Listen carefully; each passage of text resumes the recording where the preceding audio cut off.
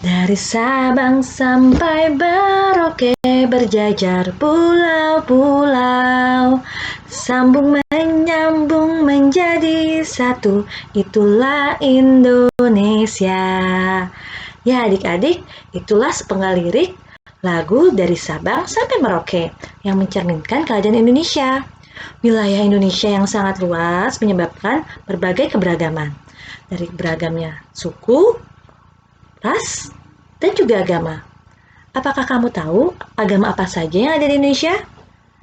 Dan bagaimana ya cara menghadapi dengan perilaku dan sikap yang baik terhadap perbedaan itu? Kali ini kita akan membahas tentang harmoni dan toleransi dalam keberagaman beragama.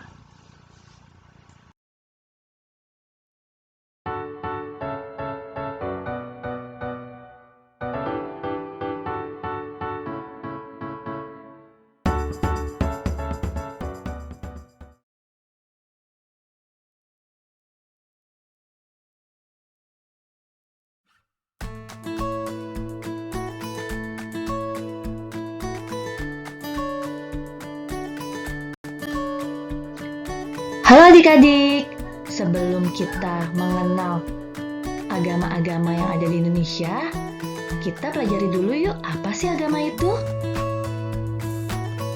Agama adalah sistem yang mengatur tata keimanan atau kepercayaan dan peribadatan kepada Tuhan Yang Maha Esa serta aturan yang mengatur pergaulan antar manusia dan lingkungannya. Jadi secara singkatnya agama adalah pedoman cara kita beriman, beribadah, dan bersosialisasi pada teman-teman atau masyarakat di sekitar kita.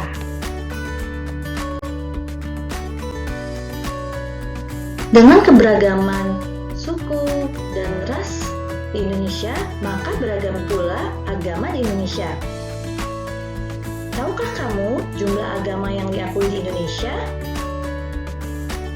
Apakah kamu tahu ada berapa jumlahnya? Coba dijawab adik-adik. Yuk kita cek apakah jawaban adik-adik benar. Nah, agama resmi yang diakui di Indonesia ada 6, yaitu agama Islam, agama Kristen, agama Katolik, agama Buddha, agama Hindu, dan Konghucu. Nah, apa saja ya keistimewaan dari setiap agama? Yuk kita simak pembahasannya. Ayo adik-adik, kita cari tahu kitab suci, tempat ibadah, pemuka agama, serta hari besar keagamaan agama-agama yang ada di Indonesia. Yang pertama adalah agama Islam. Kitab sucinya Al-Quran. Lalu, tempat ibadahnya disebut masjid. Serta pemuka agamanya adalah ulama. Dan hari besar keagamaannya antara lain ada Idul Fitri, Idul Adha, dan Tahun Baru Hijriah. Wah, ada ketupat. Nyam nyam nyam nyam. Hap. Setelah makan, jangan lupa ke masjid.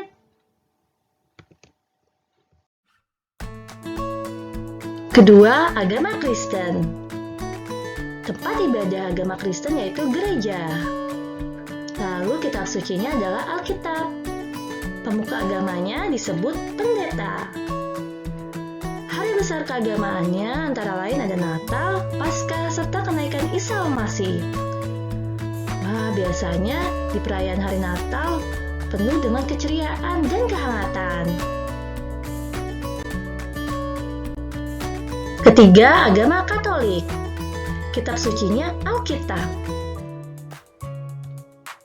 Hari besar keagamaannya ada Natal, Paskah, dan kenaikan Isa Al-Masih. Wah, ada telur Paskah. Nah, tempat ibadahnya juga gereja. Pemuka agamanya disebut pastor. Halo adik-adik. Sampai jumpa.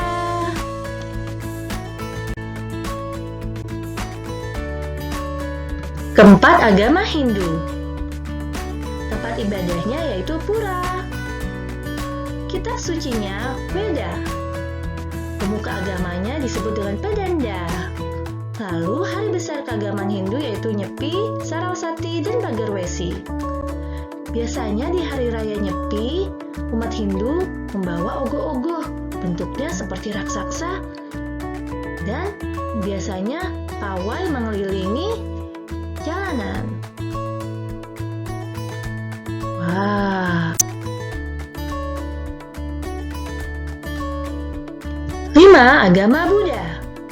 Tempat ibadahnya adalah vihara. Kitab sucinya Tripitaka. Hari besar keagamaannya ada Waisak, Asada, dan Katina. Lalu pemuka agamanya disebut dengan biku.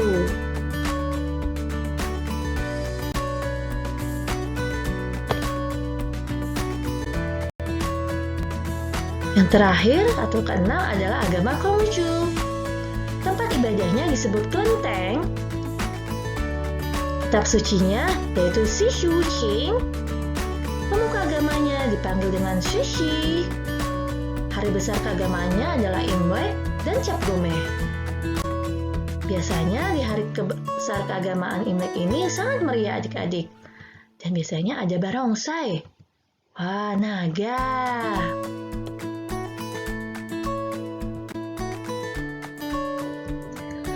Perbedaan dan keberagaman agama di antara kita tidak harus menyebabkan perselisihan atau perpecahan. Nah, bagaimana ya sikap dan perilaku yang baik terhadap keberagaman di kehidupan sehari-hari? Yuk kita lihat contoh sikap dan perilaku bertoleransi dan bertenggang rasa agar tercipta kerukunan di antara kita.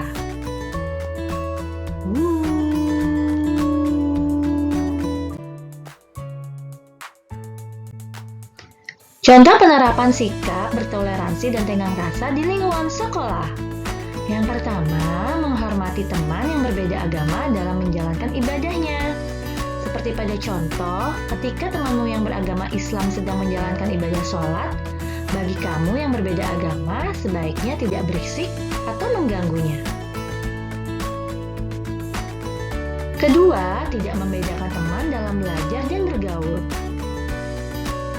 Pada contoh, ketika dalam pembelajaran di kelas, kamu harus tetap semangat dan ceria belajar tanpa membedakan teman yang berbeda agama dan suku. Contoh lainnya juga adik-adik, saat istirahat siang, kamu bisa makan siang bersama temanmu tanpa membedakan suku dan agama. Bahkan bisa saling berbagi loh. Yang ketiga, menjenguk teman sekolah yang sedang sakit. Ketika ada temanmu yang sedang sakit atau tertimpa musibah, sebaiknya kamu menjenguknya dan menghiburnya. Ini adalah bentuk kepedulian dan kasih sayang terhadap temanmu.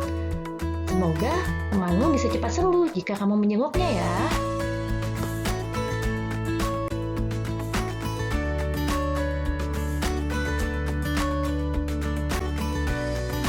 Berikutnya contoh penerapan sikap dan perilaku tenggang rasa dan toleransi di lingkungan masyarakat. Yang pertama, menghormati dan menghargai perbedaan suku dan agama di lingkungan masyarakat.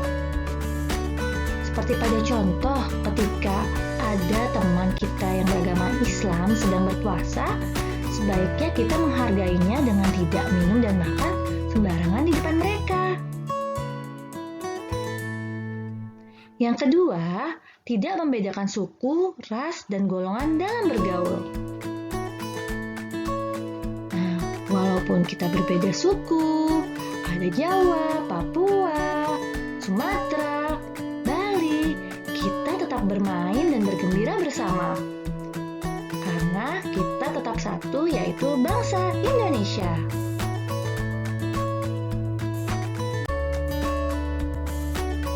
Selanjutnya dalam kehidupan berbangsa dan bernegara, sikap yang bisa kita terapkan adalah 1. Mengakui dan menghormati hak asasi manusia. Contohnya dalam kegiatan pemilu. Kegiatan pemilu atau pemilihan umum ini adalah salah satu contoh pengakuan hak asasi manusia bebas mengeluarkan pendapat dan memilih sesuai nurani hatinya. Kedua, menciptakan kerukunan antar umat beragama. Nah, walaupun di Indonesia ada 6 agama yang berbeda, tetapi sebaiknya kita menjalin persaudaraan dan hubungan baik sesama manusia. Selanjutnya yang ketiga adalah memelihara rasa persatuan dan kesatuan sebagai bangsa Indonesia. Nah, contohnya adalah dengan hikmat mengikuti upacara bendera dan dengan semangat mengikuti lomba-lomba pada hari kemerdekaan kita di tanggal 17 Agustus. Adik-adik, sekian dulu pembahasan IPS kita kali ini ya. Jangan lupa untuk terus berlatih dan belajar. Semoga pembelajaran kali ini bisa menambah wawasanmu ya. Tetap semangat adik-adik. Salam ceria, dadah!